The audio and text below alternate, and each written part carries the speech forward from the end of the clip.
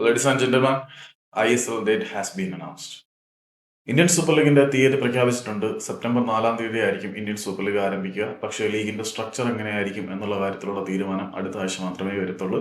അതുകൂടാതെ all India football federation അവരുടെ പേര് മാറ്റാൻ പോവുകയാണ്. ഭാരത് ഫുട്ബോൾ ഫെഡറേഷൻ FF എന്നാക്കാൻ പോകണമെന്നാണ് പുറത്തേക്ക് വരുന്ന റിപ്പോർട്ടുകളൊക്കെ സൂചിപ്പിക്കുന്നത്.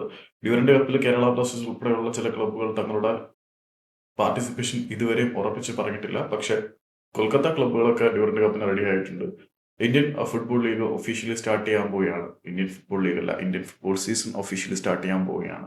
ടോപ്പ് ഡിവിഷൻ ലീഗ് ആയിട്ടുള്ള ഇന്ത്യൻ സൂപ്പർ ലീഗിന്റെ ഡേറ്റ് സെപ്റ്റംബർ 4. ലീഗ് സ്ട്രക്ചറിൽ ചെറിയ മാറ്റങ്ങളൊക്കെ ഉണ്ടായിരിക്കും. അത് അടുത്ത കമ്മിറ്റി മീറ്റിംഗിന് ശേഷം മാത്രമേ പുറത്തേക്ക് വരുത്തുള്ളൂ. റഫറിംഗ് സംവിധാനം പരിഷ്കരിക്കാൻ എന്തെങ്കിലുമൊക്കെ ഉണ്ടോ എന്നുള്ളത് കാത്തിരുന്ന് കാണാം.